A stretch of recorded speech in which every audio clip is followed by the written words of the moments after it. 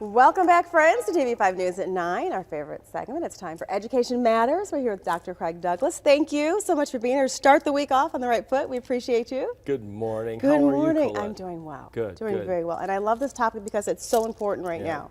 It is Mental Health Awareness Month. So today we're talking about ways to help students who really may be struggling right now. So Dr. Douglas, mental health issues have really been rising among kids and teens, especially during the pandemic. So what can we as parents do to help our kids out? We do have options, Colette. That's the overall message I want to bring today. And I want to praise you and TV5 for the coverage last week where you posed the question, are our kids all right?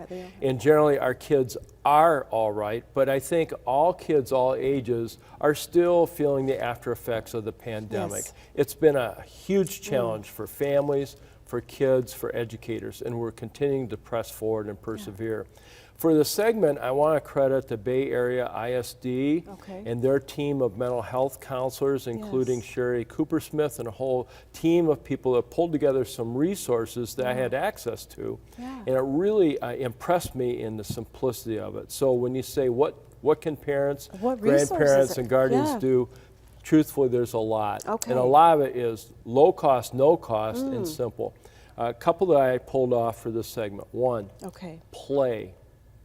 Play with the children.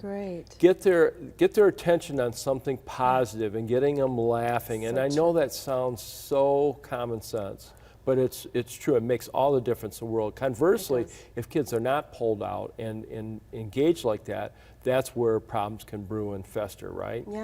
Second, move. Get up, move. Get outside.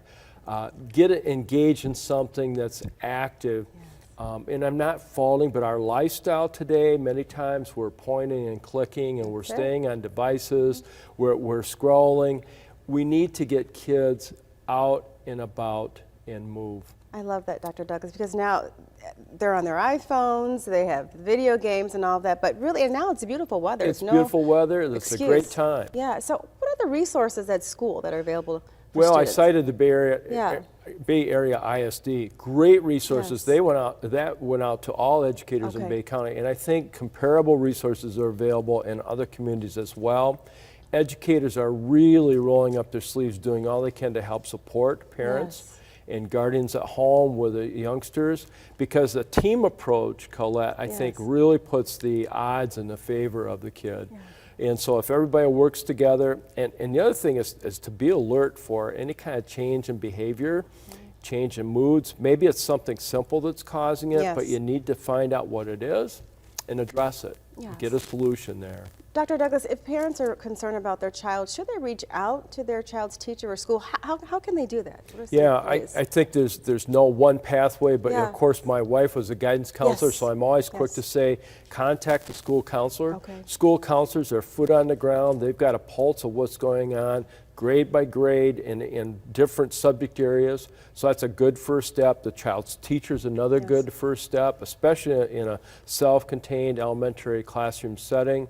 The teachers are amazing, the way that they can scan the room and they notice things that others wouldn't necessarily notice. So I definitely would encourage, reach out to school and use their resources, and sometimes use the great advice of just slowing down. We're on such a fast pace as a society. Just slow down, reflect, analyze, and reach out. And I just want to reiterate what you said. I think is so important. Make sure you talk with your child.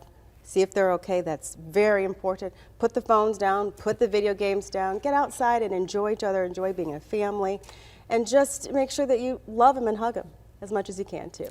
You're absolutely right. Don't mean to be critical of those devices. They're wonderful aids for us, but I think sometimes I myself get too dependent upon it. Yes, we all do. Thank you, Dr. Douglas. We appreciate you. Thank you. Thank you for this great advice. For more information about today's topic, check out the lifestyle page.